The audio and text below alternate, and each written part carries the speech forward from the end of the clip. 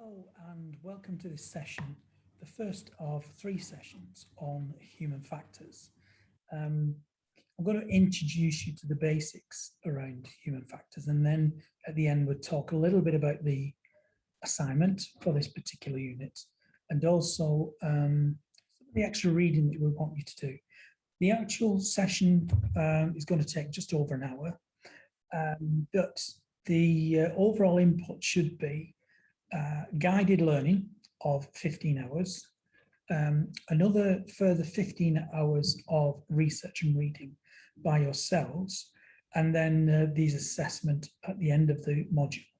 Now, bear in mind that this is one of 3 modules, and the idea is to do this through myself or through Compass on in the 3-month period before starting with the university Harriet Watt on the next units. So I guess it's great for me to be able to work with you at this early stage as your personal tutor, and then bear in mind that once you get to Harriet Watts, you'll have a different personal tutor. You'll also have me around to give you that assistance and perhaps look at some draft examples of some of the work that you might have to produce for the university that will be assessed. So there's an element of learning needed, there's an element of research needed, and then finally there's the aspect of checking knowledge and understanding by completing the assignment. And the same will happen for all 3 modules. Okay, so without further ado, we'll go into this first session. These are the areas I want to cover in this session, and we'll build on that into parts 2 and 3 afterwards. So the concept of human factors from an introductory level, and look at the way that that plays into accidents, incidents, and in some cases some of the major disasters, because there's quite a few documents out there about how the human factor has influenced accidents. Look at the factors that influence human actions. So we'll be looking at what gets in the way, what stops the message getting through, perhaps attitude and issues that stop us listening or taking on board the message as effectively we should do, and then obviously the action we should take and why sometimes humans don't do that. Ultimately, humans are designed to fail, and that's part of the key issue here. We can't just tell them and then expect it to happen. Sometimes it needs that reinforcement, further supervision, revisiting the message and checking it again, and making sure that competence is applied and a thorough understanding is in there, so that you get repetition, particularly on critical safety actions. It's very important to get it right every time. So we'll be looking a little bit on the influences on human actions. As I touched on just then, we're also going to discuss some attitudes and personality traits that sometimes get in the way or otherwise help safety in many ways, and how this affects the perception associated with certain actions that you might do because of your attitude or personality based on previous experience and the way you've been grown up, and what you've come through in terms of life's values and understanding the perception of risk. We're also looking at considering how processing information takes place, particularly from a stimuli and signals point of view. So think about alarm systems and what do we do when we're in alarm phase, and whether we can react effectively, or do we interpret the information as an emergency and we need to take action quickly. And it's interesting, in some cultures, international students that I've worked with in the past, they would be reluctant, they would hear the fire alarm going off, but they would be reluctant to take any action because they've never been forced to take action, should we say, in an emergency situation prior to that. So again, there's how is it interpreted, and then consequences associated with what action do we take. And as much as I've said at the end there to look at further research around HSG 48, it's a big document, and the 3rd session I'm going through some of the key points from reducing error and influencing behaviour.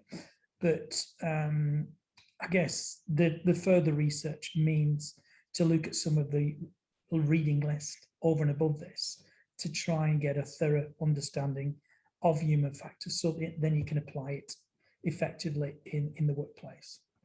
And I guess one of the areas we will be challenged goes back to that first point in terms of accident and accident causation, why we consider quite often that accidents caused by the individual that was injured in the event of the accident. Okay, so human factors and a few of the issues around it, and how it's, shows that the definition of it, how it's determined, but also linking it to the job, task, individual that is old management speak, to be honest, but I'll develop that idea as we go through. So human actions determine health and safety performance.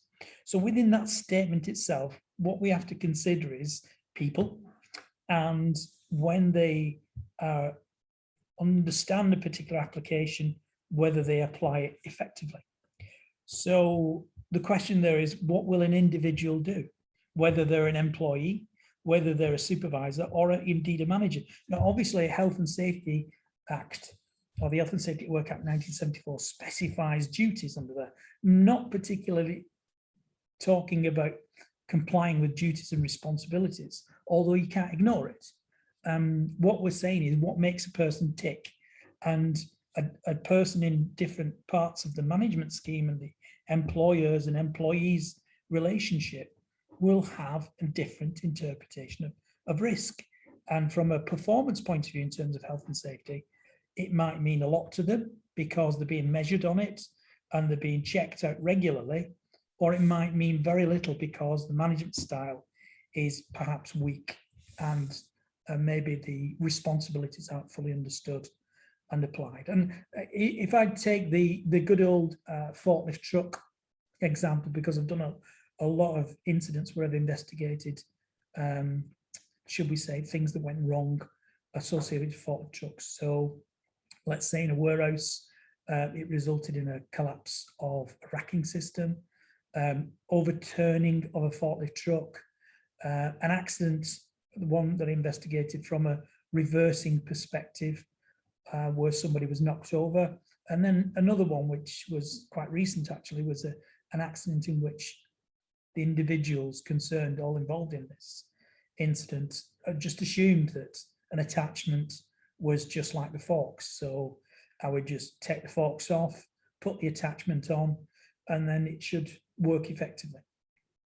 But they didn't know that it needed to be secured properly, and that resulted in that platform falling off. So there are issues around how people do things, and that's why I'm saying in terms of the actions and the perspective of an individual. So a forklift truck driver will be focused on, as an employee, will be focused on their job in terms of maybe getting stuff out of the warehouse, taking it off the racking systems, taking it through into the production area to allow raw materials to be then maybe put into the system, and the production team then make something. Or it could be that they're picking something up from the racking system, finished product, and they have to put it into the back of a truck or on the top of a wagon system as part of a loading bay arrangement, and they're focused on what they have to do. Obviously, there are health and safety big issues around that, certain risks in terms of what could go wrong. The weak link is the next one. The supervisor, should I say, is the first line manager that's responsible for a forklift truck driver. You get different people with different levels of competence, and the actions that a supervisor takes is so important to make sure that you maintain a high standard of, in this case, forklift truck driving. So there's that element as well. And quite often you do have supervisors, whether they've risen through the ranks or they've not been a forklift truck driver in the past, and they don't really know what's expected of the forklift truck driver and what they should or should not be doing. So there's those in terms of not just monitoring and checking performance, but mentoring, should I say. So the bad practices, for example, may have developed, nipping them in the bud, because one, they see it, two, they take action when they do see it, rather than just letting the standards drop and drop. And then managers' actions as well. They need to have an overview and an understanding of the area, because ultimately their duties and responsibilities will point that finger more towards them than it will to the employees. If they've allowed a bad practice to develop, then why has that been the case? And surely it should be changed and adapted so that there's a better understanding. So part of human factors looks at, as I was saying in those areas, the individual, the team, as well as the organization side. It's classed as it here. So the systems, the procedures, how we work, the culture, those aspects are in there as well. And then there's the individual, the team, and then the organization aspect as well, or ultimately doing the task. So we'll look at that as well. And the idea being that the best approach is to have a good balance between all three. And management may not see, if I go back to forklift trucks, being a performance-related issue that needs to be measured, particularly in health and safety. And they may be quite reactive, whereby when things don't go wrong, they'll consider everything's okay in terms of safety. But the one day they try and walk across, say, the factory shop floor where forklift trucks are going, or the warehouse floor, and they nearly get knocked over because someone's speeding around and not looking where they're going when they're driving, and so on and so on. It's only then, perhaps, when near misses or incidents take place, that they take a more keen interest in it. So it's kind of like the human factor is, if I'm not affected by it, perhaps I don't need to know about it. When in reality, what they should be doing is going out there and looking for these measures, should I say, on performance, to look at are the habits of drivers adequate and safe? Is the equipment, not just the design of the work equipment, but is it fit for purpose, and does it remain fit for purpose? So there's aspects under LOLA there, lifting operations and lifting equipment regulations, where it says that it has to be independently examined to remain fit for purpose. So somebody comes in and checks it out and does a thorough MOT on it to make sure that it's capable, remains fit for purpose. But what do you do in between that time, if it's 12 months, for instance, before the next thorough examination? What do the employees do? What does the supervisor do? And what does the manager do to make sure that it remains throughout that period fit for purpose? So hence the supplier of work equipment does their bit. In this case, let's say a forklift truck is fitted with a seatbelt. Many people would argue that because it's fitted with a seatbelt, it must be used. And in some people's perception, because we have to wear seatbelts when we're driving on the road, surely we have to drive in the workplace on a forklift truck wearing the seatbelt. Well, in fact, it should be that, but if you've done a risk-based approach to it, perhaps you don't need it. And if it's been seen from a performance perspective that wearing of seatbelts where you get it on and off the forklift truck every several times a minute, then is it really the best practice? And should we then enforce that we always wear a seatbelt? So what I'm saying there is, in the risk assessment, you'd have to convince everybody that it's a low risk, and therefore that particular control measure is not necessary. But nevertheless, you have to complete that risk assessment and make that decision specific to the risk assessment, not just for profit and efficiency purposes. And there's got to be a good reason. It's got to be justified. So a manager coming along and saying nobody's wearing seatbelts anymore, that might not be good enough. I want to know why. If I'm the safety practitioner that's questioning this, what factors did they use and why? And what's the history in the workplace in terms of incidents associated with forklift trucks? So if their standard is so high and the employees, the drivers themselves, are constantly working at high standards in terms of health and safety performance, and because of that there's no incidents, then maybe relaxation of that one standard would be acceptable. So hopefully you can see now, just looking at one area of different people in the workplace and what they do and how they do it, as to how that can impact on health and safety performance. So there's kind of duties linked to the Health and Safety at Work Act, but then over and above that, it's all guidance after that. It's all risk management based. There's nothing in there that says by law you have to comply with consideration of the human factors in everything you're doing in the workplace. And I think because of that grey area, it tends to make it harder for the safety practitioner to be able to put the point across, unless you've got managers that are of similar mind and you have that culture in place whereby, yeah, I see where you're coming from here. We have to consider that if someone's doing this job for 8 hours, that they're going to get tired, or if they're doing something that requires a lot of attention, fatigue may come in, or distractions might get in the way, or the understanding and interpretation of a particular activity may be considered low risk when in fact it's high risk, and if we're relying on them, it could go wrong. So there's a lot involved in human factors, and I guess the key thing there is we've got to set that criteria early doors to be able to identify what those performance measures will be, in order to then get everybody involved. The employees, they've got to be notified of those measurements. The supervisor's got to go out and monitor those measurements and get information to the management, so the management can then look at it and say whether it is or is not a concern. So hence, that's why I've put that down. As much as it looks a little bit like the Health and Safety at Work Act, what I'm actually saying there is look at how it actually finds its place in work. So we think about what happens in the workplace, but also how it's influenced by that human action. And I guess the key word there is influence. You know, as much as we might think about doing something, we can be so influenced by different factors, and that comes under the category of human factors.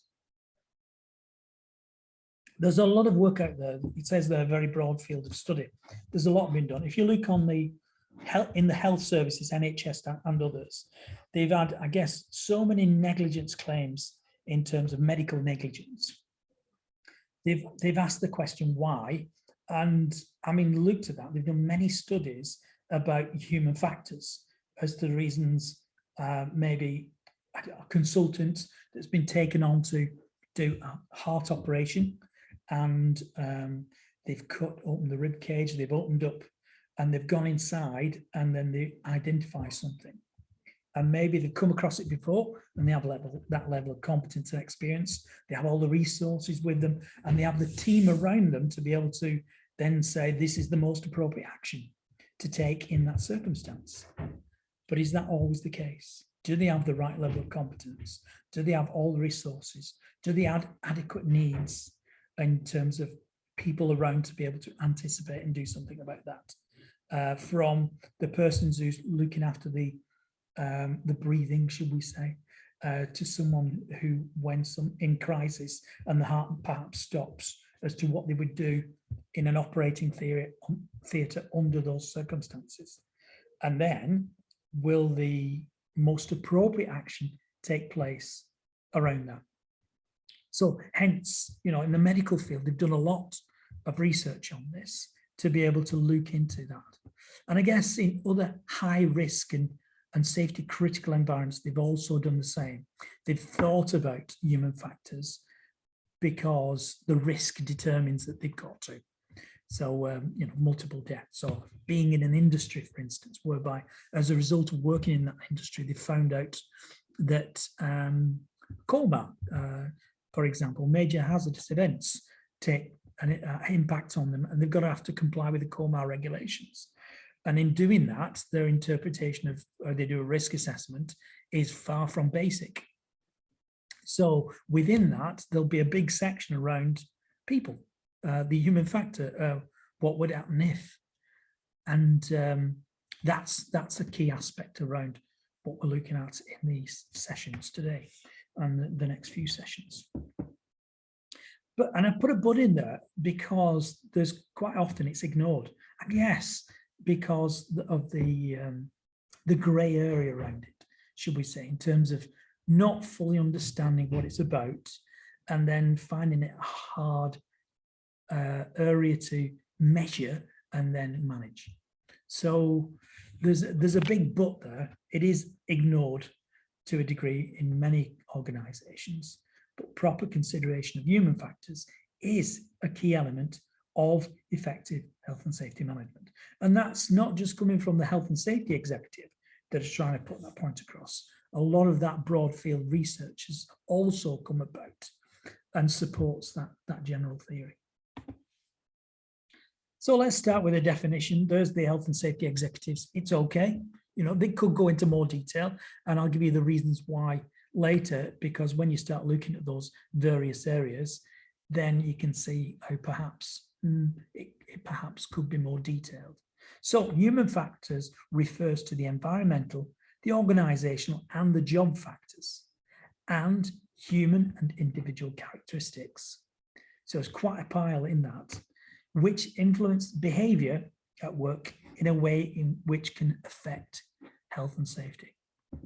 Now, some people would automatically say with the word behavior, perhaps behavioral safety management is needed in order to oversee this. And I kind of would agree with that, you know, actions, behaviors, and consequence, ABC kind of approach I've been teaching for a long time now in terms of behavioral safety.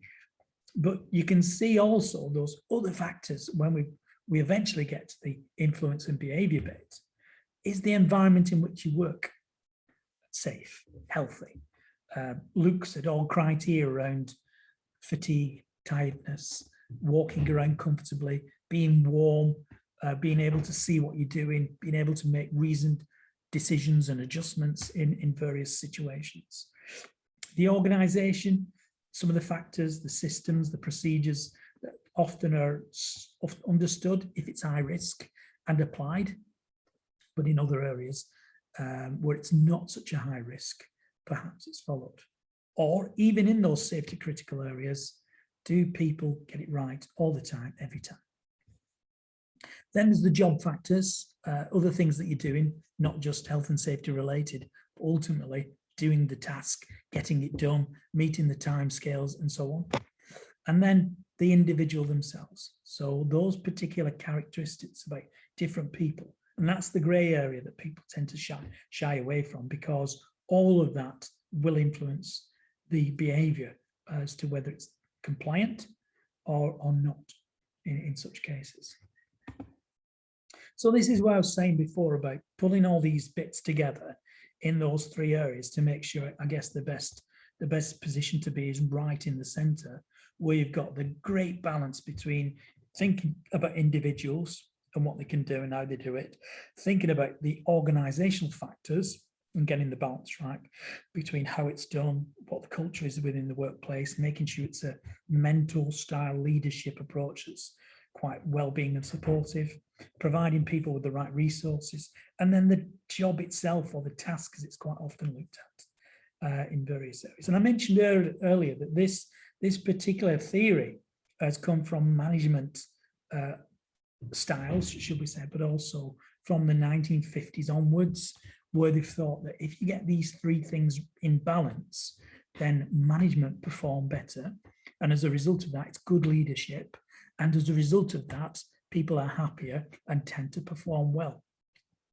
So it's just been adapted, that particular theory, to look at health and safety. And then it's been really bought into in this area of human factors. So the idea around that will be explored further, should we say, in session 2. And it's a big part of HSG 48. So if a company thinks about how they do things and the way that they do things and the systems and procedures and the training that supports it, if all that's considered adequately, they may be doing this without putting it under the heading of human factors. And it just happens. It's considered good management technique. And then what I want to do is think about, from a health and safety perspective, the impact it has on individuals and whether they can sustain that amount of activity in the right way for 10, 15, 20 years plus in the workplace without suffering undue health problems like musculoskeletal disorders or being exposed to unsafe fumes and dusts and the likes of for that length of period. that hopefully, because everything's gone right throughout that period, that it all works well and they're not affected by it. So when we say the impact on individuals, there's that aspect, but also the impact it has on people in terms of their behavior. So the longer you're doing something, the more you experience different variations.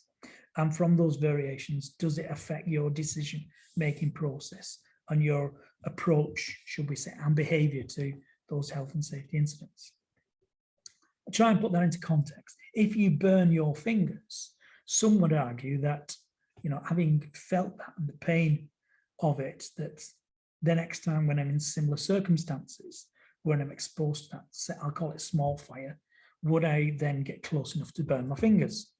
For many people, but not for all, for many people it would be, I will treat it with more respect and I'll manage that risk and stay away from it as best I can, and perhaps even put a heat resistant glove on so that they're not going to burn their fingers again, if that's what's needed. But bear in mind, you know, PPE, last resort, there should be thought processes in what is that small fire? How am I interacting with it? But let's take it through to somebody's occupation, perhaps, where they're exposed to fire on a daily basis. Perhaps you're working in a foundry and you're producing molten metal. And that molten metal, you've either got the furnace that's producing that heat and the fire that's there to then melt the metal, or it could just be it's in the environment, so you're walking around it, past it, and you're interacting with it. And your behavior will perhaps be very cautious and careful around it. Or it could be that because you're in and exposed in, day out, and there's certain control measures put in, but it relies on you making the right decisions. So there's more reliance on perhaps wearing personal protective equipment like a welder's glove being on, or when we're picking the pot up with the molten metal in and we're transferring it from this side of the factory to the other side to then pour it into another pot or some container for whatever purpose that might be. Are they always careful? Are they always following procedure? Is there anything that could get in the way that's going to detract them or distract them from what they should be doing? And by doing that, what could the consequences be?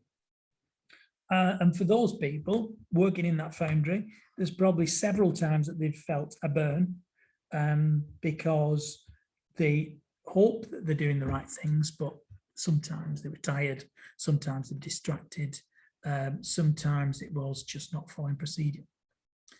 So it could well be attitude, and that the more we're exposed to it, the more that influence from a human factor becomes important. So we look at the various things around that, you know, in those three circles and how they interact together. Tasks should take account of limitations and strength of human performance. So what we're saying is we shouldn't rely on them being like robots.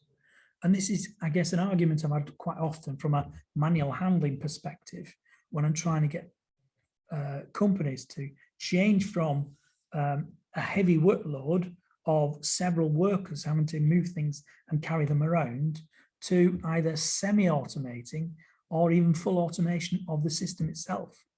Now, a few years ago, it would have been, there's nothing out there on the market that can replace that. And I've got to rely on the people. Nowadays, if you look at some of the car manufacturing companies, the skill set is very, very different. The skill set is more a case of making sure that the robots and the automation does the job effectively and checking that it does the job, and then reacting to it when it needs maybe engineering work and maintenance work to put it right, either at the time to make the robot work or to recover what they've got wrong, and then just working on those little bits and pieces. So you can see how the development over years has changed that and influenced it. And in some heavy industries, the reliance now on automation has made a big difference. The idea behind human factors in the job is we shouldn't rely on people having super strength and being high performers all the time. We should accept that things might go wrong and the individual is perhaps designed to fail. Therefore, we need to consider that and reduce the risk and change systems, procedures, and the way that we do things to accommodate for that. Now, this old question about the job should be matched to the person.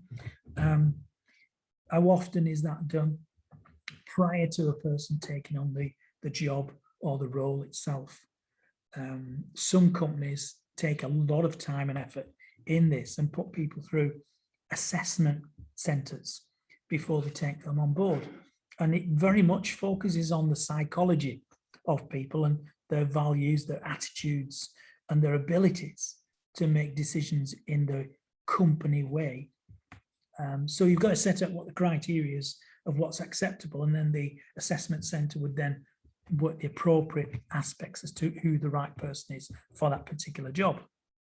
And it does vary slightly, but you can see there that it is important, should we say, prior to taking someone on, to make sure that they are the right match.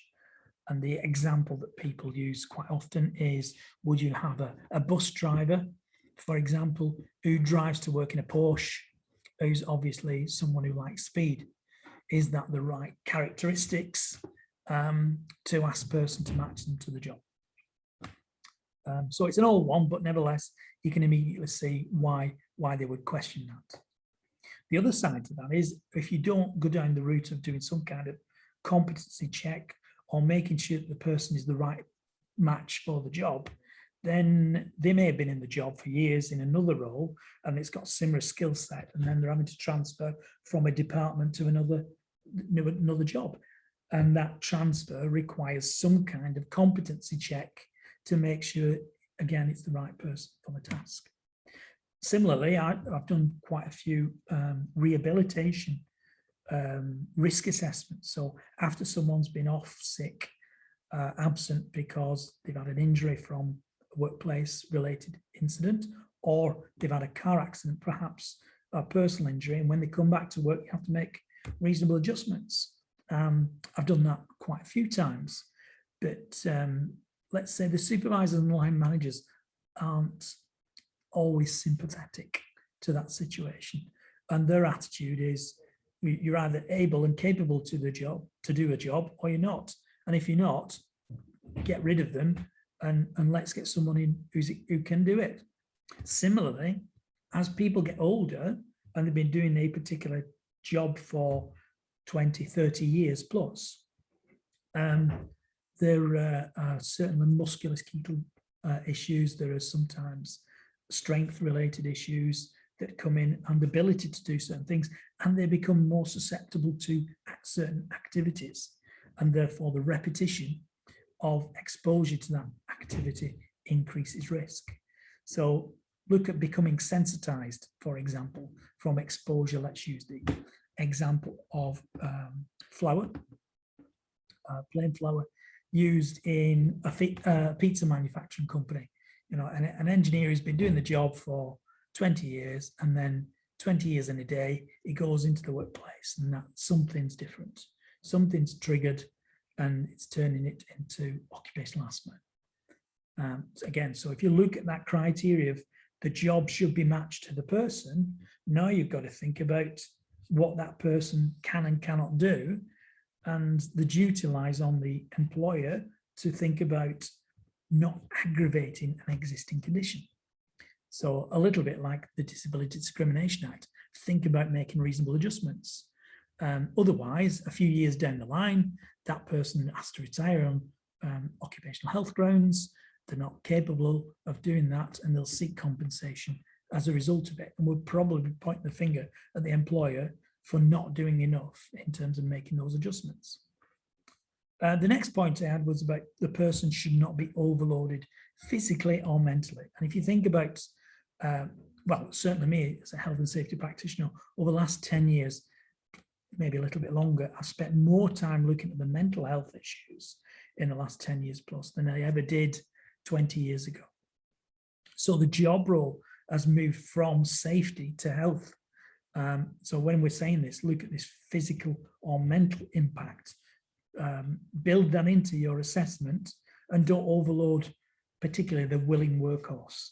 You know, someone who's big and strong, who looks upon that job as being a good workout, well, how many days can you continue to have a good workout without it having a long-term impact on your musculoskeletal setup physically, or indeed that constant fatigue and not being able to recover when you go to bed and you don't get good sleep, and then that starts to influence your thought process, and then when you go back to work it's another negative day whereby I'm doing the same old thing again and I'm struggling, I have no one to talk to, and this barrier builds up and it gets bigger and bigger, so the mental health is impacted severely. And I've got to stress how amazing the brain is and its capability to be able to do that to an individual, to not just have that mental focus in a negative way, but to bring on a variety of different conditions, heart conditions, physical conditions, as well as mental conditions, because of the biology of what's happening in a stressful situation. And therefore, that has to be considered as part of your risk management approach to make sure you think about those factors on the individual. So what I've said there about overloading, considering what's acceptable, building sufficient breaks, thinking about how things can be easier for the individuals. And sometimes that could be use of semi-automation or mechanical handling equipment to make the job better. But let's think about the roofer that's out there. And there are changes in the industry. It is becoming easier now. For example, rather than having a tile that's this big and quite bulky and heavy, now you can get these long sheets that are quite light, plastic based. And what you can do is put that corrugated sheet on top of an existing roof and then just fix that plastic sheet to that. And then now all you're doing is say screwing in at 6, 7 or 8 points on the roof, on an existing roof, rather than taking everything off, starting with a new system, building it tile by tile by tile, and it being very physically demanding. So there are different ways of doing it, but the one-man band or the small company that has maybe 3 or 4 roofers working for him perhaps would not invest or even think about doing that job in that way to make it easier on the way that things are done, but also thinking about the impact and the longevity of that impact over the years and years and years of working. And then other aspects about the job, good job design and match will ensure that staff contribute effectively to business. And the point I want to really force here is any change in the workplace for health and safety reasons, it's important to have engagement with the staff, because then they have an input in some of the decisions that are being made. They have the opportunity to say where resources may make the job better and easier. And ultimately, as much as we're saying, well, they're taking the lazy route and they perhaps want this to be the time of doing as little as possible, in reality, it's a good idea because it's less effort. And therefore, over a longer period of time, it becomes more sustainable and better for them. And they're a happier, more valued individual, and they will probably contribute more to other health and safety initiatives within the business afterwards. So when we were talking about matching the job with the individual, got to think about that variation on the theme there. So we may look at the workstation design, the ergonomics around it, and the environment in which they're working as to how that can be made easier. I remember working at News International, and one of the issues we had in the press hall is that there were stairwells from the ground level to the first floor to the second and to the top of the printing press. So if you can imagine 3 stories on that machine. So from a physical perspective, it was looked at how can we make each part on each level as simple and easy as possible, because what we don't want to do is have tools, equipment and ink trays and the like, so having to go up from the ground level all the way to the 3rd floor on a regular basis. That would be asking too much. So at each level, they had like a maintenance kit, the tools and the resources they need on the 1st, the 2nd and the 3rd floor. so that they didn't have to keep going up and down and up and down, because they thought about the physicality of the job. Again, sometimes we don't consider that. I was talking with a few friends the other day about the costs, or so we say the wages of HGV drivers now going up, because there's a reduction in the skill set that's available. There's not many people that are qualified out there and available because of after Brexit and then having COVID. As a result of that, companies are now having to ask around, and it's like other occupations, a bit like brickies. They can ask, and plumbers, they can ask for their own hourly rates now, and they're increasing the amount of wage, should we say, they're asking for when they do these contract jobs. It's the same thing with HGV drivers, which apparently can earn up to £75,000 a year now in certain areas, in some jobs, because they're prepared to pay for that, just to make sure that that person is always there, always available, and will do the job and the aspects of the job that are expected. But without considering the physical aspects of being sat in a cab, having to drive from A to B for 6 maybe plus hours every day, and the fact that being sat down is not good for us. Even if we've got a cab that's really well designed, it does vibration absorption, it does shock absorption, it has easy movement, but at the same time, you can be so relaxed that you will increase the risk of falling asleep whilst driving. So there's got to be that balance between what's expected in the job and the physicality around it. So I mentioned about the mental aspect before, and the importance really is looking at the longevity and making sure that what we put in place now is something that people are capable of doing, even when they're suffering with stress or mental health conditions. And then making sure that if their resilience is not as good as it should be, then we do something about the job to make it easier for them, so that they can make the right decision, particularly when it's critically safe.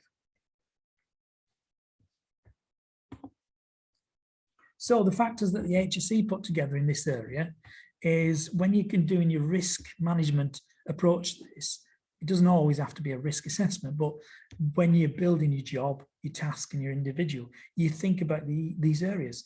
Are people competent? And if they're not competent, what are you going to do? What kind of training will you be providing to make sure that they have that ability to be able to do the job over a long period of time? Age and maturity, I guess the more experience we have, the better we are at making the right decisions.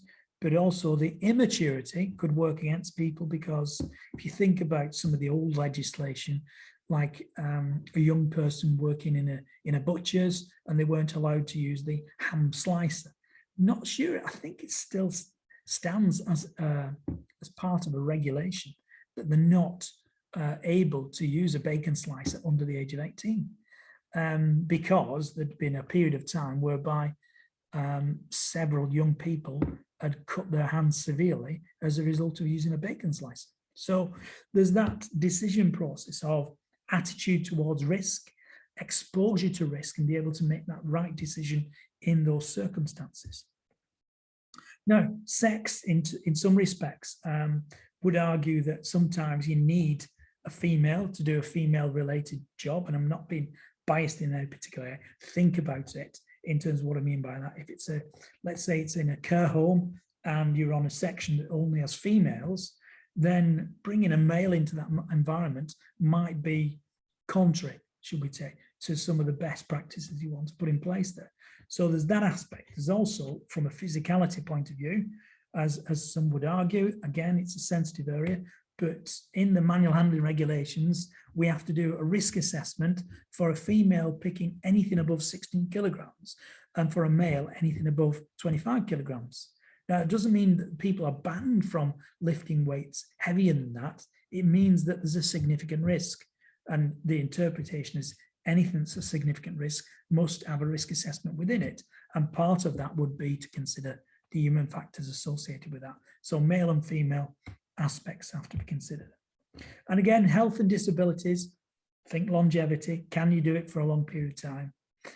if you have a disability of any kind, what reasonable adjustments can be made to make the job safer and healthier, but also when you know of a condition, then there's a few cases, but I'll use the example from a mental health perspective with Cumbria. One of the first ones that went through where they made adjustments because somebody went off with stress when they came back to work, having suffered. They kind of like, if that was your workload, they said, what we're going to do is drop it down to half that. And then they did that and they said, great, I'm coping with that. My workload is well within my capabilities. But then a couple of other people went off, and let's say that was the original area whereby stress was caused. Not only did it hit that, but it went even higher. So as a result of that, the exposure to that stress level, that individual had to be retired on ill health grounds, was not capable of being able to continue as a care worker after that point. So knowledge and history, should we say, will determine what is reasonable adjustment, and also think about cases that are out there that have set precedents, and as a result of that, the industry standard that applies to it. Now, the next one, drugs, alcohol, and any form of, should we say, addiction, would be determined in some respects as to your company's approach to and thoughts around health and well-being. And in some companies, let's take drivers again, obviously you can't have people under the influence of if they're driving. So armed forces as well, they're the same. They say zero tolerance. In some NHS trusts and the likes of, they have a zero tolerance because of the impact it might have on the patients. But in other industries and in other environments, they don't have that approach of zero tolerance. They say, from a well-being perspective, we'll try and look after those individuals. So policy will drive it. And then if you're going to have something in place, will you do testing? And as a result of the testing, what action will be taken around that? So if somebody is found to be under the influence in the workplace, are you going to be supportive? Are you going to give them extra counselling? Are you going to give them the advice that they need to take action to support themselves, medication, the likes of, and so on and so forth? So how do you manage addictions? What's your policy? And what are you going to do to manage that factor? So those are some of the examples of what should be included in your systems and procedures when you have a risk management approach around human factors. And within the organisation itself, still on that bubble, have organisational factors have the biggest influence on behaviour. And it is true, behaviours as a group and behaviours as individuals. With our peers, we are influenced by others. So if we see many people doing it in a particular way, we realise that that's the accepted norm. We might, like sheep, follow that rule, or we might be rule breakers and decide that we're going to do things our way. So that has got to be thought about in terms of the influences it can have on regular practices within the organisation. Again, it's often overlooked because it's something that they find hard to measure and understand what the factor is about.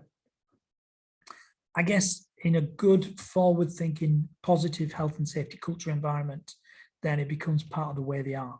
They're always able to question things and say, is there a better way of doing it? Can we cut down on the red tape? Can we make it as simple as possible? Can we get more resources? And so on and so forth. And as a result of that, the organisation is more open, they listen to people, and they're more likely to take those actions on board. And as a result of that, the measurement of those performance issues are quite easily accepted without there being the blame aspect linked to it around when the individuals make a wrong decision and so on. So there's perhaps double checking takes place before safety critical decisions are made. Involvement, commitment, engagement, I mentioned about this before, but that open, approachable culture is very much about that. And then what do we do when it deviates from the standard? So do you set the bar and say, that's standard's good enough, and if it's below that standard, we've got to take action? Or do you say, let's look at why we set that standard? Is there anything that needs to change so we can get the human behaviour correct and in line with what we want them to do. So you always ask that question without a blame initially, and then you look at the, let's say it's an accident investigation, and as a result of that, you say, well, human factors were definitely involved here, and it's individual mistakes that took place, or lapses, or errors, and as a result of that, we will put it down to contribution by the individual, but we'll also accept that there was something wrong with the paperwork, the process, the system, and the organisation and culture that allowed that person to make the error. So maybe we need to change the way we do things.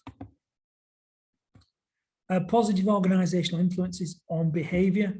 So we need everybody involved from management downwards. You need good, effective supervision. Everybody needs to know what they're doing, particularly on safety objectives. So it's got to be clear and easy to follow. They need to be competent and adequately trained in those areas to make the right decisions and act in the manner expected. And then allocation of adequate resources to make sure that it is available all the time when it's needed to be able to make a good, informed decision and also to act in the manner expected. But also we need to measure and monitor so that when things aren't as they should be, we can react to that in a positive way, but we can react to it and put it right before it becomes a long-term bad habit that could become problematic. So that's the starter and the idea behind this, but there's a lot more in HSG 48 that starts to dip into a little bit more on the theory. So the individuals bring personal attitudes, their own skills, their own habits, and their personalities to the job. And as you would probably agree, everyone's slightly different. So we've got to think about the way people have been brought up, the way they make decisions, and how that affects their attitude towards work. Some people just literally come to work to earn the money, and then they want to go home at the end of the day a little bit richer, a little bit more tired because they've put a good hard day's work in, but nevertheless, they've not had to think too much or make any safety critical related decisions that could put themselves and others at risk. So that's one end of the spectrum as such. The other end is someone is in a nuclear plant and has to check the camera system that's in front of them, and they're having to look at everything and take all the information in and make decisions regularly, and it's got to be spot on and accurate, and they can't afford to make a mistake because of the impact.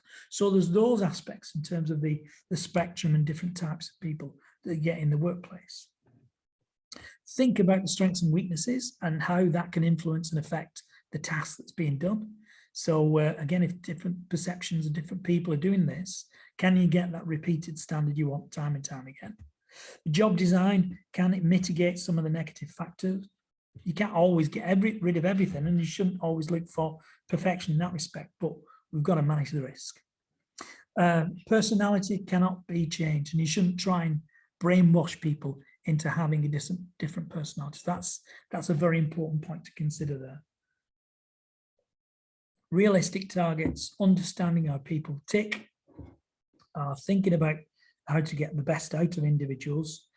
So some people need to be told on the negative side when they've got it wrong, then that's the way they work, and they'll say thank you for that constructive feedback.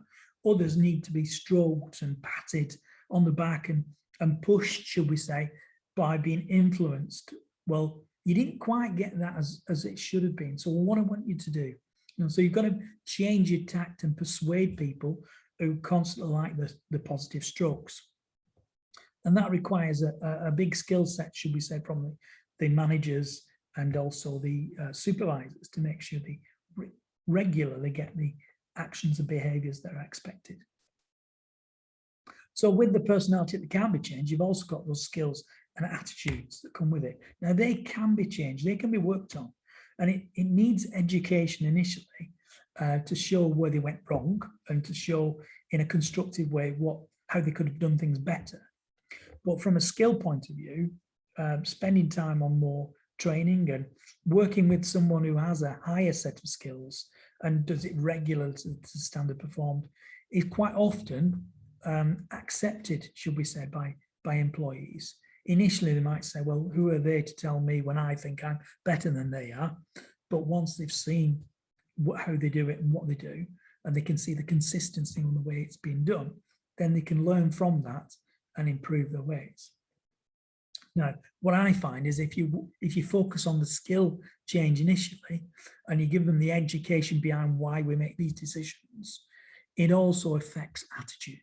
So people who are naturally negative and would point things out that are wrong, but not at themselves, it would be about others are wrong and others are not complying, so why should I make a change myself? So think about how you can influence the way that they make decisions and their attitude towards work. So those individual characteristics we'll look at, and when we think, certainly in the session 2, we'll talk a lot about memory and motivation and how that can be influenced. But nevertheless, in this session, we'll focus a little bit more on the attitude, personality, and perception. So attitude, you grow with this. The more you're exposed to something, the more it influences you. The more decisions you made, the more it influences you.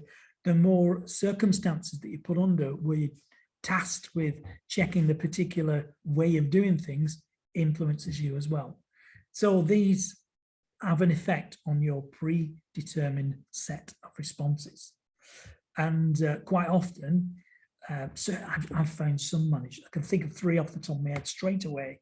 Your answer was no. No matter what the question was, the answer was no, because what it meant was they didn't have to do any extra work. Can I have some more budget? No. Can I have a new tool? No. Can you help me with this? No. And then they would just walk away until the individual would have this attitude of, there's no point asking, because every time I go and see him, he tells me no. So you can see there by the experience that people are put through in the certain circumstances that they're in, will influence positively or negatively on the responses, and that creates an attitude.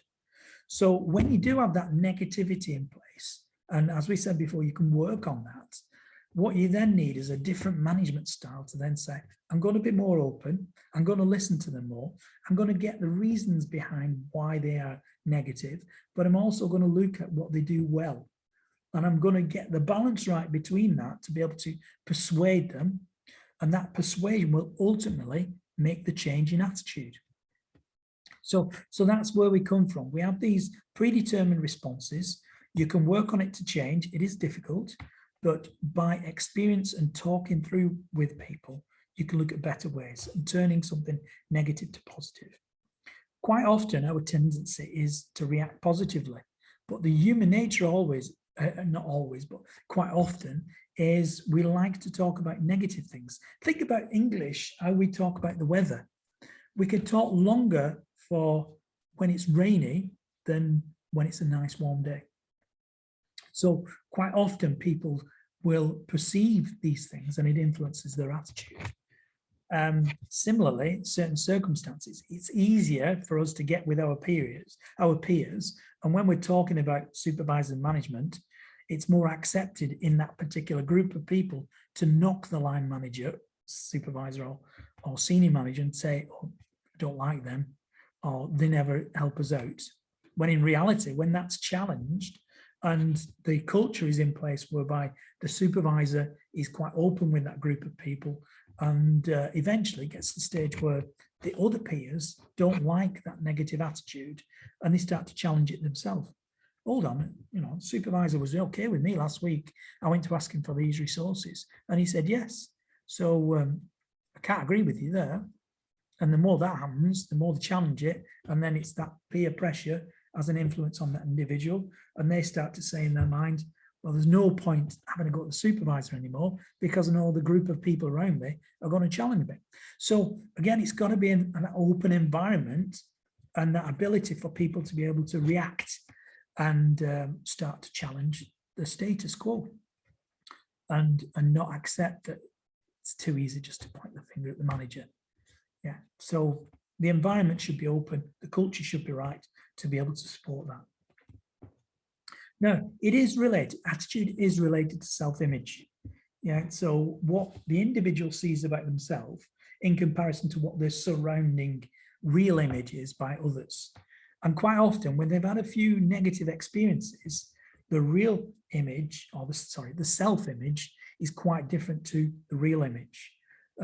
So we've been negative quite often about ourselves, and we start to say, you know, I'm not beautiful, or I don't like the way I look, or some of the clothes that I wear don't make me look great.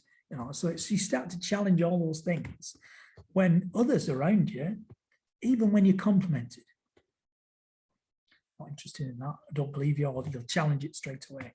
So you've got to think about, again, about self-image and what reality is, real image, and then making sure that it's supportive in the workplace. Hopefully you don't have a vindictive set of peers around you that could, again, reinforce that negative attitude.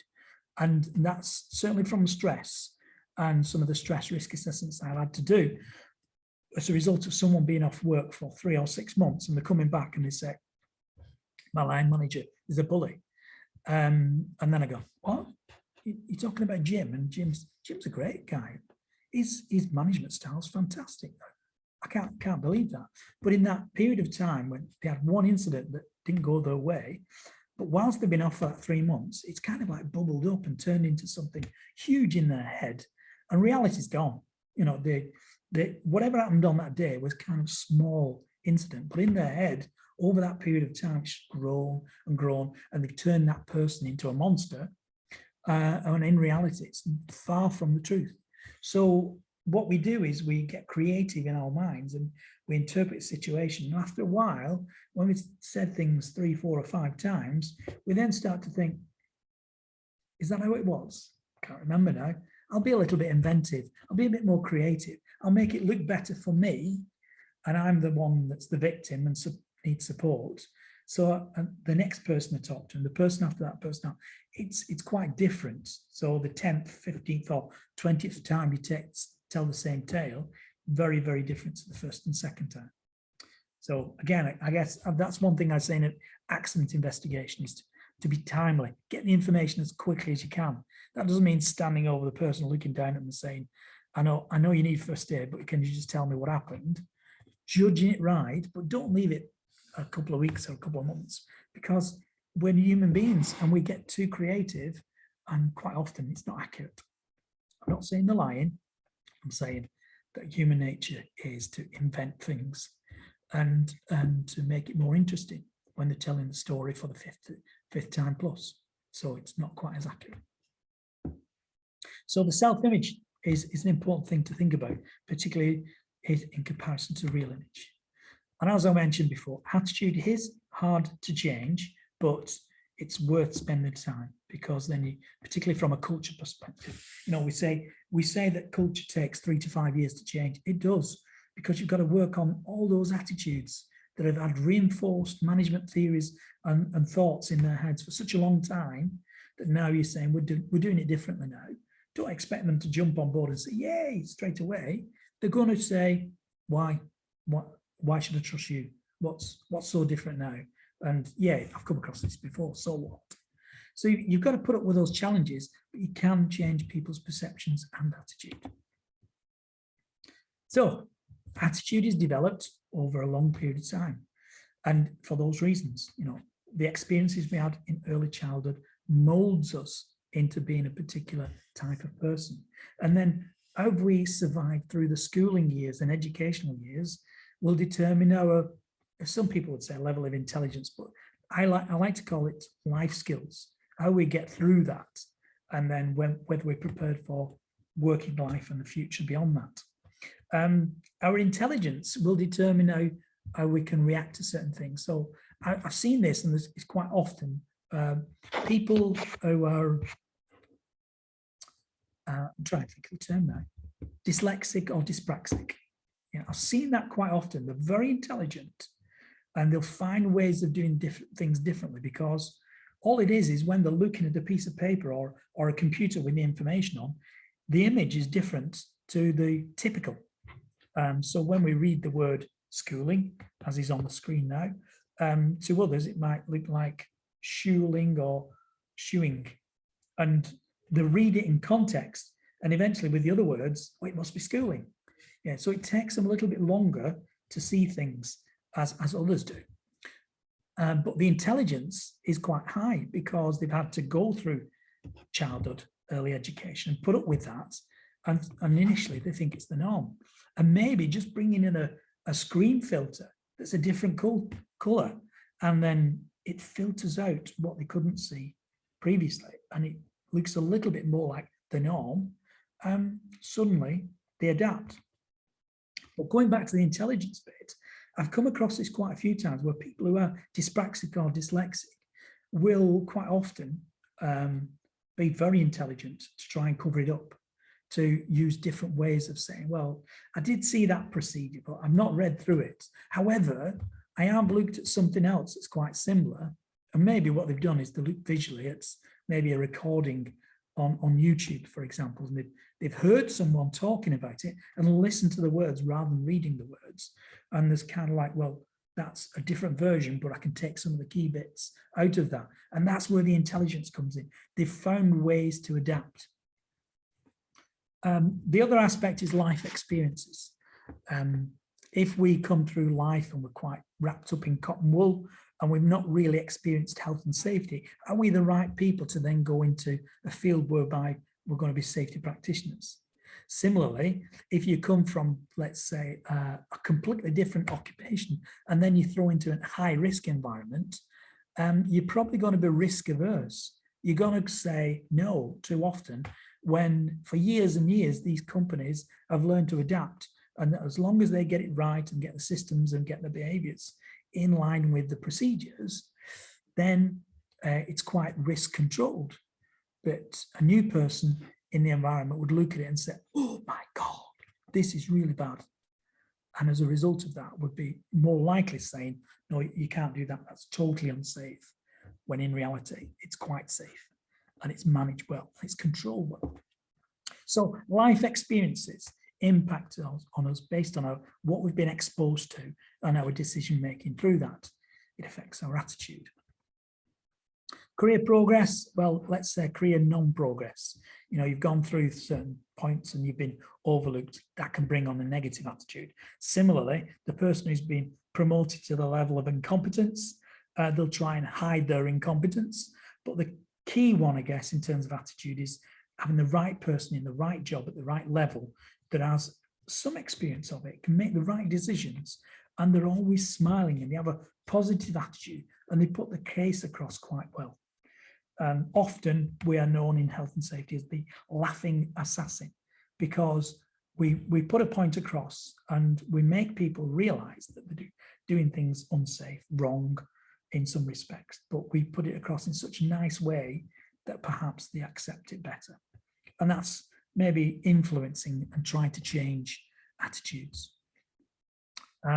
Look at COVID-19. When I look at economics, I think that's a classic example. Some people would argue that the government were completely wrong because they were trying to save money, when in reality they applied the right approach to pandemic, but perhaps were a little bit slow in some areas, and they could have been better in others. But quite often in safety environments, what they do is they say, well, there's a budget provided for health and safety, but the employees and the line managers and the supervisors aren't aware of it and don't know how far they can push it or what they can ask for.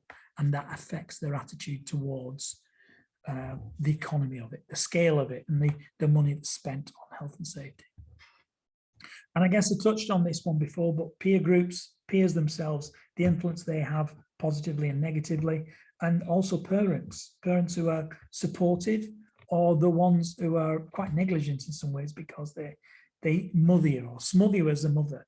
They don't prepare you for life experiences. So attitude strongly linked to behavior. It influences what we do. Our approach to it is thought differently because of the exposure and resultant behavior that we take as a result of it. So we've got to think about that from a human factor. If I want people to do what I need them to do, I've got to work on their attitude towards it as well. So I can't, and this is one of the key problems I've found in many companies. They say, well, I've told them. So if I've told them once, that's the rule. So go and do it. And if you don't do it, you'll be disciplined. Well, you might have told them in a room where it was noisy, in an area where they didn't understand what was being said, in a paper version that doesn't make sense, and therefore application of that is misunderstood. It affects their attitude, it affects the way they behave. So we've got to make sure that we reinforce and tell them more than once, several times, to make sure that competence.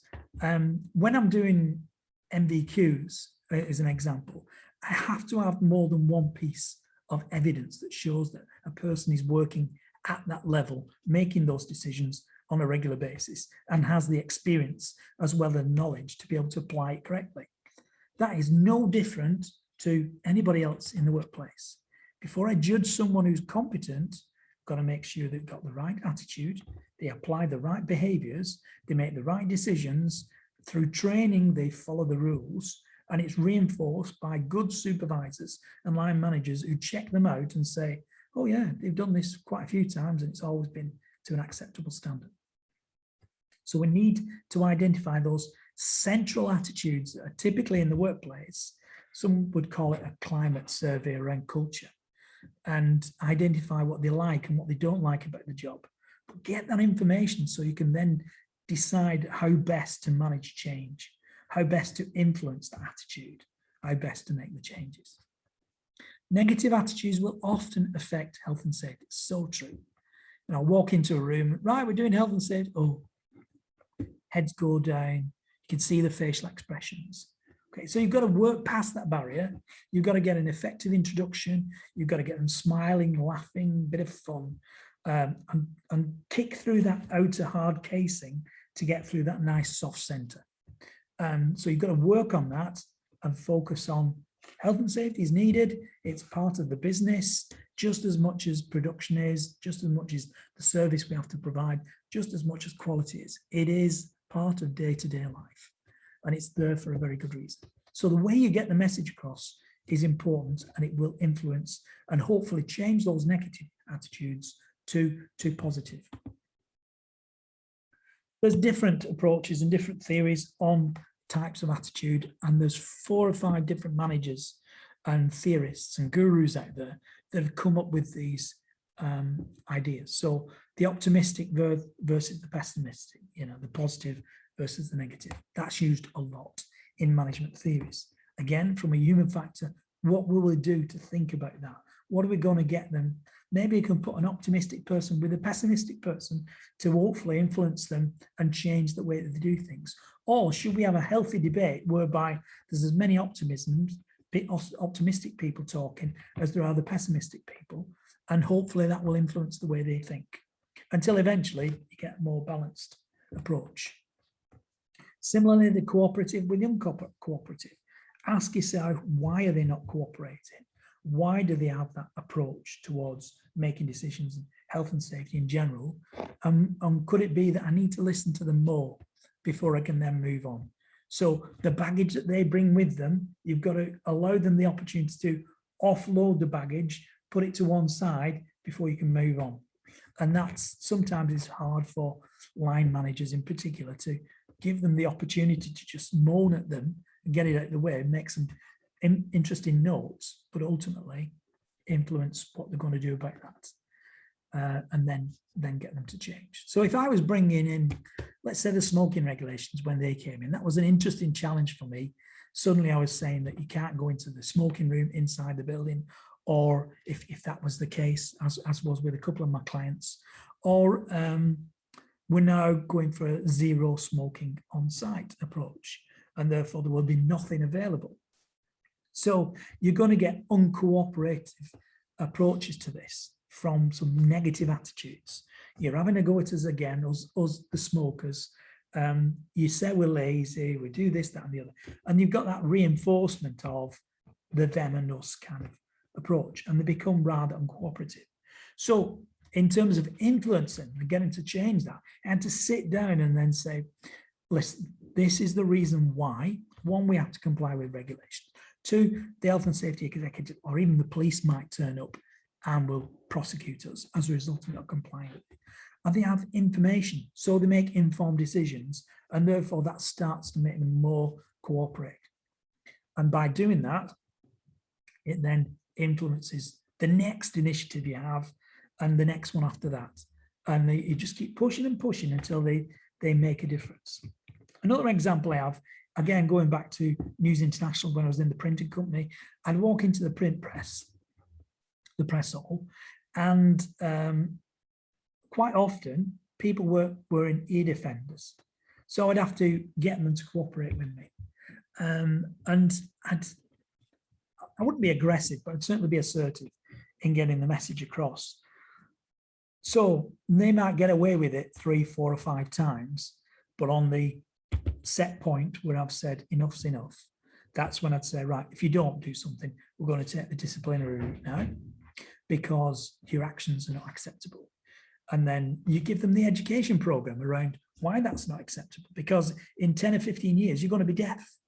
And I work with people and I give them examples. What about Keith, the engineer, who's now having to change his job, and he's having to come out of being engineering and he's working in the office, because if he goes inside the press hall, he'll end up with tinnitus again, and it will just become worse and worse until he's completely deaf, or he might even commit suicide because of the tinnitus ringing in his ears constantly because of the exposure. We have a duty to make that change.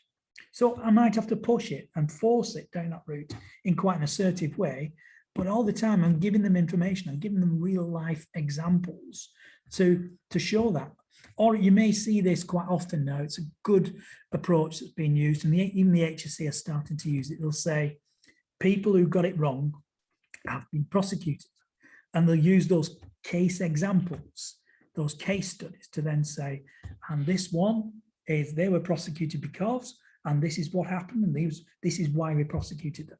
And you put a few of those across and you get them educated. You get people thinking, well, if we continue to go down this route, we're going to get it wrong. We're going to get improvement, prohibition notice, and then we're going to get enforcement notices and actions taken against us. And before we know it, we're not in business. So we've got to change and we've got to make a difference. So cooperation is always a challenge for a safety practitioner. And therefore, we've got to consider it when we're trying to get the message across and getting people to change in line. I like that word, apathetic. Yeah, it's kind of an easy way of saying lazy bastard. I can't really go out there and say you're a lazy. I've got to say your style is a little bit apathetic, and I need you to perhaps be a little bit more enthusiastic and join in with us a little bit more. And in a roundabout way, you're kind of insulting them, but you're also saying there's another way that you can be if you choose to. And please choose to, because that's the type of people we want in our workplace. And if you don't come along, then eventually you're going to be pushed into a discipline position and you're going to be phased out. They don't like that because it's a kind of a false threat in many ways, but it gets them to realize the consequence of their behaviors, and that will influence on attitudes. And unfortunately, I've had to do that on a few occasions. In fact, we've got macho down there, but micromanagement. I've had to do micromanagement once on a guy who was, he wasn't intentionally apathetic. He put things on. He was a professional procrastinator. I think that's the best way of doing it. And what he did was he would, rather than focusing on what he needed to do on the day, he'd go around the whole of the factory and talk to as many people who would listen to him as possible, typically 5 or 6 people per day. And he would spend a good 20 minutes plus with each person as a procrastinator, putting it off, telling them the woes of his life, rather than getting on top of his job, getting in front of his targets and getting those done early doors, and then relaxing a little bit. So I had to micromanage him. And what I did was I brought him in the office, and every day I set him a task and said, right, you've got 10 minutes to do that task, go and do it now. And in 10 minutes time, back in here, and I need the answers to it. And I had to push him down that route. Wow, it was hard at first, but it changed his approach, his attitude towards it from, I'm going to go and have a chat, which he did a few times, and he would moan about it, to, I need to get the job done first, and then I can relax a little bit. Then I'll go and have a chat with someone. And that was all I did was change priorities in his decision-making process, but I micromanaged him initially to be able to think the way we wanted him to think and have the right approach to how we should do the tasks and prioritize effectively, and then go for relaxation. And it changed, it literally did change his attitude. His behaviors were tremendously different. And what he was doing beforehand was perhaps spending 10 hours plus in work. 6 hours of that 10 hours was procrastination. And the most work we got out of him was in the last couple of hours when he had to get it done because the pressure was on. So that's no way, it wasn't, you can't sustain that. It's not good for your health. So he needed that one-to-one working on, that micromanagement to then get him to reprioritize. So apathetic, as some would say. The macho image, some people say, look at me, big, strong, hard, tough, just keep throwing at me, I can take anything. Or when they are suffering, they're very reluctant to share that information. And as a result of that, they don't want to appear weak. So that in itself can be a bad attitude, because they'll start to take risks, they'll put themselves at risk, they'll ignore what the body's telling them, that they need help, support and advice, and they'll keep pushing and pushing until eventually they break. So that's also important. It needs to be addressed and focused on changing the attitude there. And then again, thinking a little bit along the lines of apathy, there's the carelessness versus the carefulness. And from a risk perspective, again, you get two ends of the spectrum from that. People who don't look after themselves are not prepared to think about the consequence of their actions, and they're quite careless in their approach to that, through to the other ones who are too careful and they just don't take risks. So you've got to find some happy medium in the middle of that so it becomes acceptable. Hence, you need a good supervisor or line manager to keep regularly looking at these things to then say it is or is not acceptable. When it's not acceptable, work on changing it. When it is acceptable, do I need to do anything, or could I just perhaps reinforce what we should be doing and reminding them of best practice so they constantly follow those standards and procedures? So a big section there on attitude, and I think you can appreciate how that influences. But again, in terms of things that went wrong, should I say accident investigation and causation point of view, it's quite often overlooked. But in compensation claims, I've had to use that against the individual a couple of times, saying that they didn't have the right attitude. And the reason why I'm saying they didn't have the right attitude, I had a variety of examples that I could use to say that they didn't have. Now, a decent solicitor would say, well, what did you do to change the attitude? If that's what you're saying, you're saying that you accepted bad practice and you didn't do anything about it. So you, again, as much as you spend time and effort in identifying that attitude, you've also got to spend more time and effort on changing behavior and influencing it. So we'll move on to personality. Again, this is about the individual and their characteristics and how it influences on behavior. So could be described as the dynamic organization in an individual that determines characteristic behavior and thought. Yeah, so personality is very much around that as to how it influences the thought process, and as a result of that, what we do and how we take action.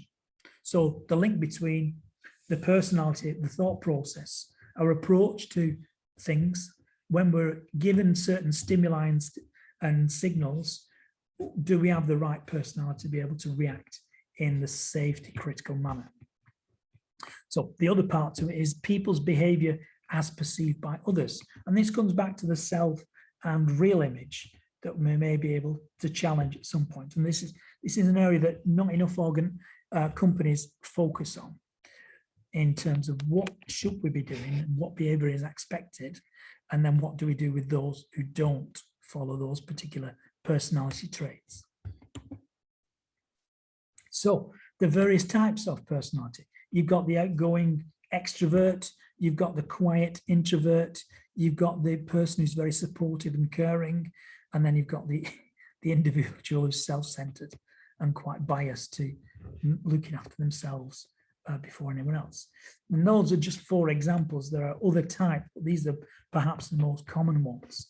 It doesn't matter what personality they are, you've got to think about how does that influence safety, and will they do what you need them to do in those circumstances. I quite often find that team building activities are good around this, because you find out what personality type they have, but if you can do activities that are a little bit risky, you can then determine the behavioral traits in those situations.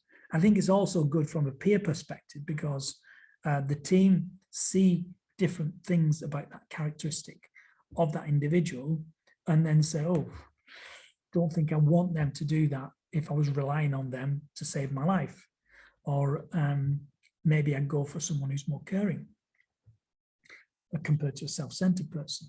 Or it may be that an extrovert type of person is trying to compensate for something, one of their inadequacies. So they're not getting that message across too well because they're incapable.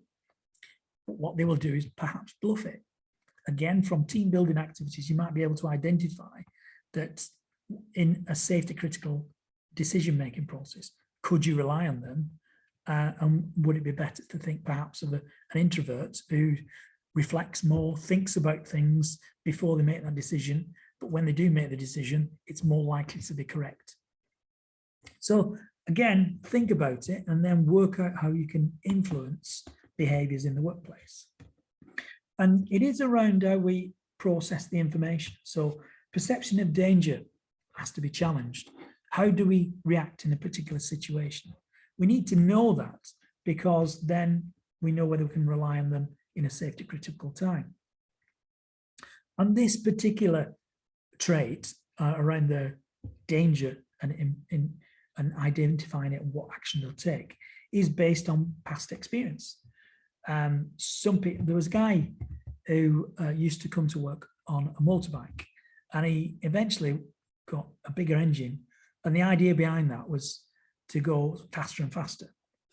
And he was traveling on the East Lancs Road to get to work in the morning, and if he timed it right, he'd worked out a way whereby he can drive straight through the traffic lights. Now, if you know from Manchester to Liverpool, the East Lancs roads, there's probably 30 plus traffic lights.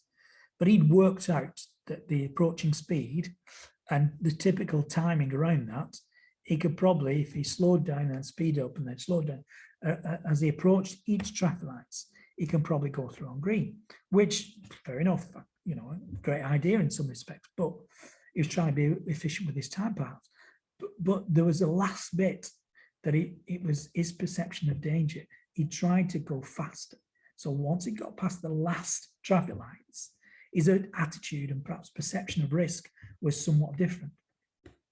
And in his head, he was saying, I need to beat the previous time. I need a personal best. I need to go that last section as fast as possible. To his downfall, unfortunately, because as he came off on the slip road area, in that last section, he lost control of the bike. Thankfully, he was wearing the leathers and he had the protection in his back. He had his helmet on, and that did save his life, but also save him from severe injuries. So he was in hospital for a few hours, but then he was released with bruising.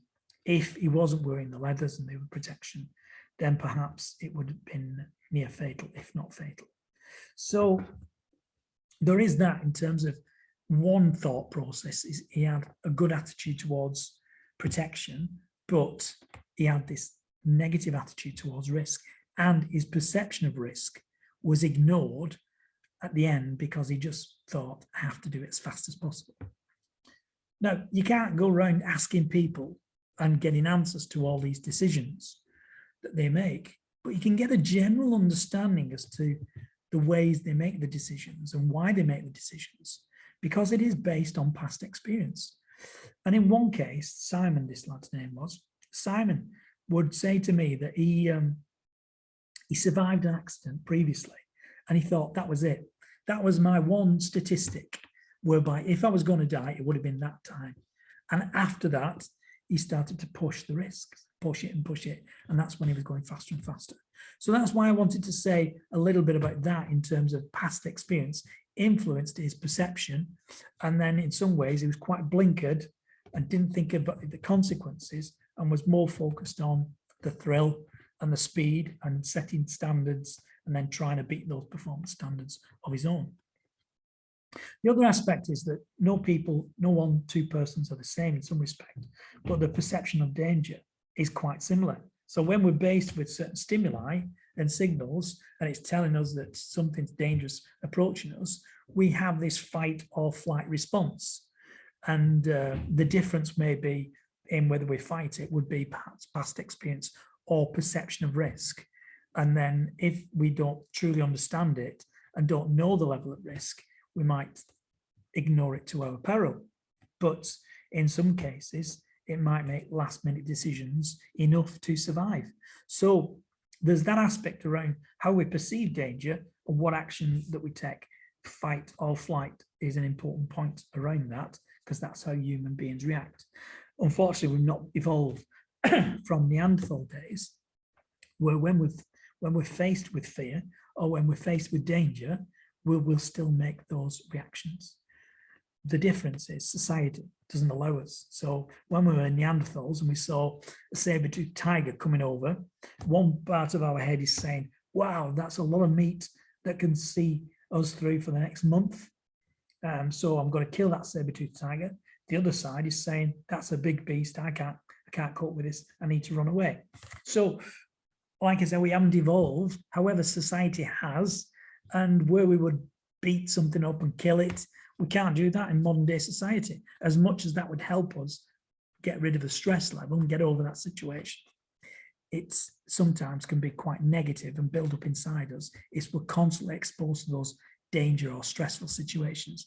Because what happens is the adrenaline builds up and we're ready to fight, and then suddenly we didn't use it up. So that toxic reaction is still inside us. And unless we go out and perhaps go to the gym and use the punch bag, or go to the gym and lift some weights, or go and run really hard and do something where we're exhilarating our body but pushing our heart somewhat, if we don't do that on a regular basis, then when we're faced with danger, what can happen is, from a health perspective, is this reaction takes place, the adrenaline kicks in, but it can cause a heart attack because we're just not prepared for those situations. So again, fight or flight has an important impact, and perception is very much around whether we perceive something to be dangerous and whether we're going to react in the prescribed manner. And that comes down to information that we're taking in, the stimuli, the signals that come through to us, how we process it, and then we enable those decisions to be made. For each individual, slight differences, but there is some common ground. And again, from a safety practitioner point of view, we can work on that and then think, when A and B happens, we need C and D to take place, and then action required and behavior is E and F. Can we guarantee that?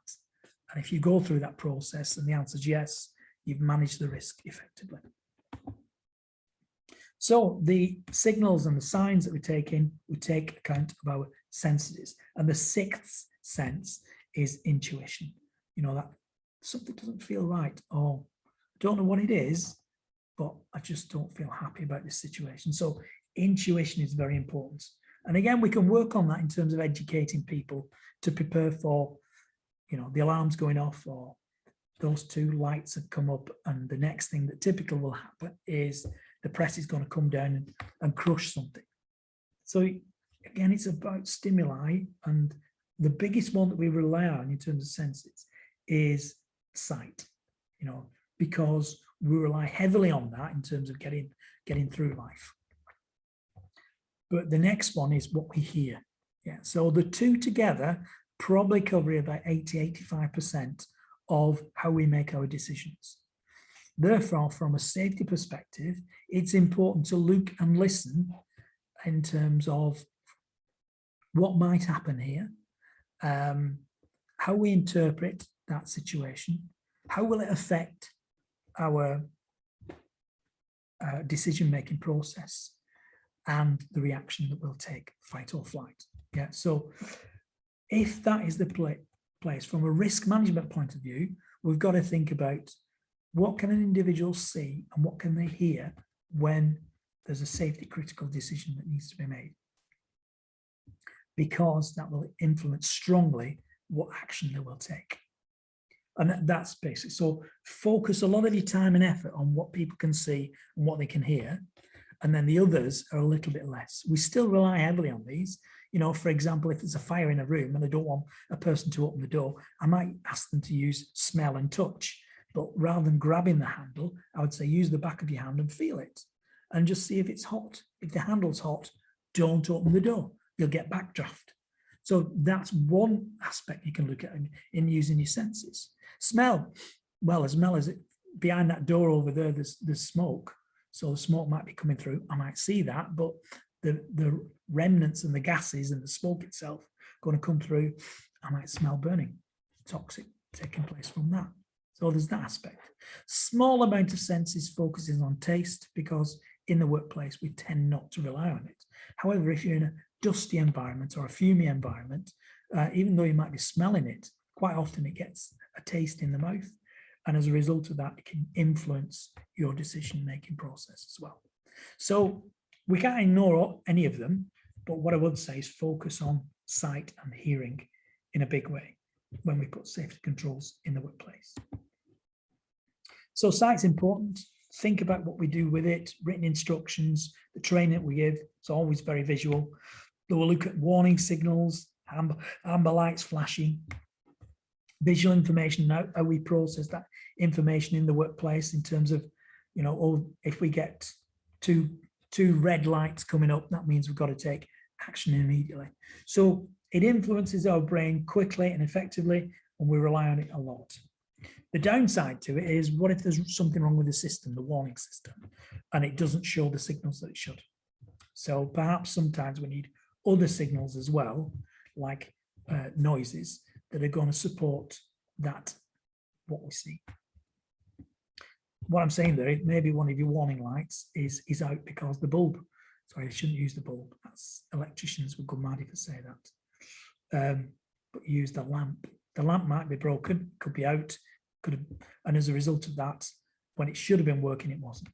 So again, make it fit for purpose, do your regular checks, and make sure that in the event of an emergency, those safety critical points are always in place and do what they should do. But the interesting point is what's said at the end there. We see with our brains. Yeah, our brain interprets those visual signals. It affects how we think. It affects how we make decisions.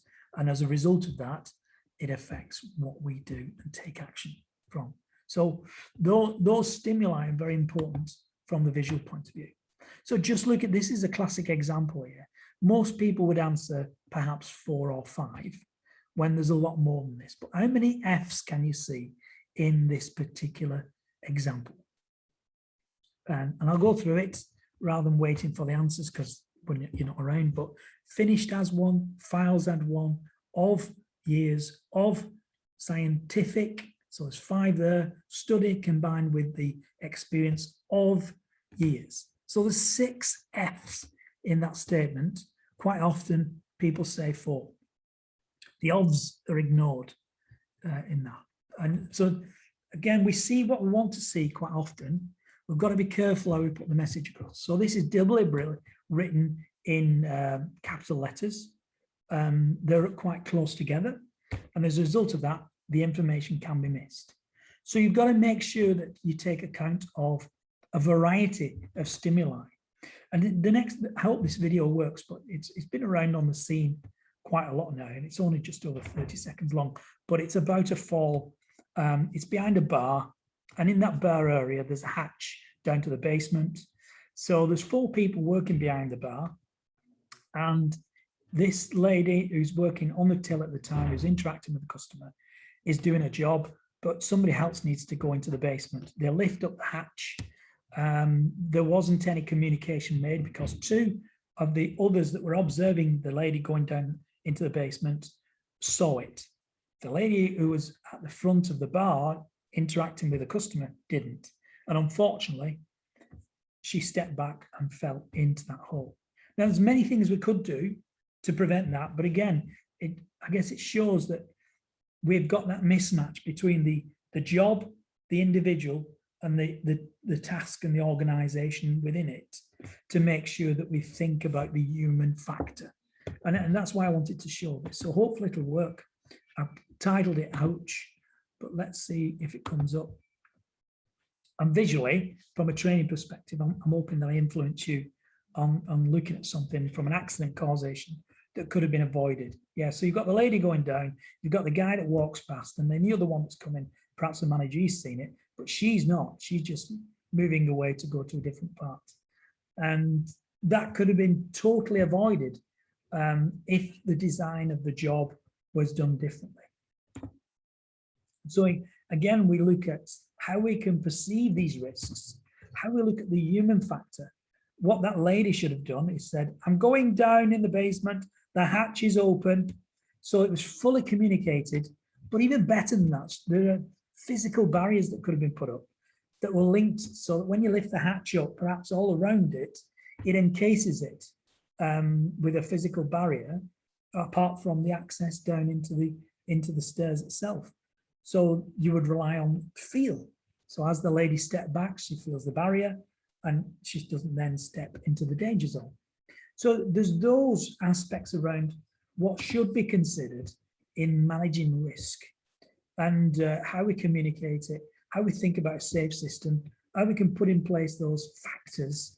But then it was inevitable at some point that if we didn't communicate effectively, that somebody's going to fall in there. It was a foreseeable risk and should have been managed and controlled effectively. So that's why I wanted to show you that, just to get an appreciation of kind of everything that needs to be encompassed in the human factor. So just to finish off then, perception and information processing.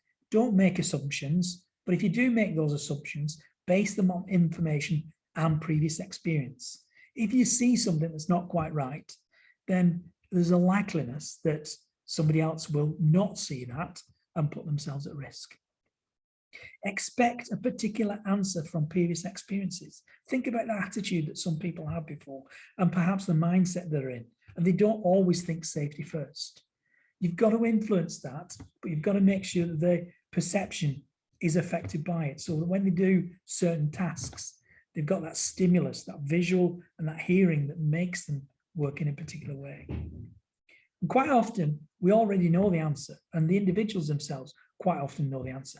Allow them to get that pat on the back, allow them to feel as though they're being listened to, because it's about engagement, and that will influence how they process the information and how they apply it.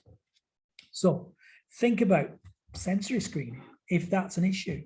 If people are hearing impaired and you're relying on listening to get the message across, how then can they act? Similarly, if they are visually impaired and you're relying on visual stimuli, do they get the same reaction in that situation? Perception of danger. Those engaged in hazardous sports take more care in the workplace. It's an interesting one, that, isn't it? But it tends to be the truth. Quite often, I had a climbing wall that I was a manager of for a period of time. I was in charge of a sports department, and I offer advice to gyms in terms of managing the risk.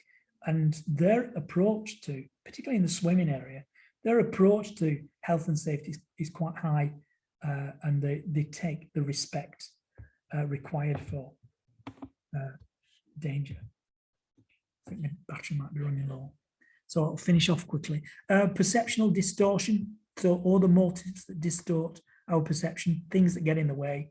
Think about how we can remove those barriers or change it to reduce that risk.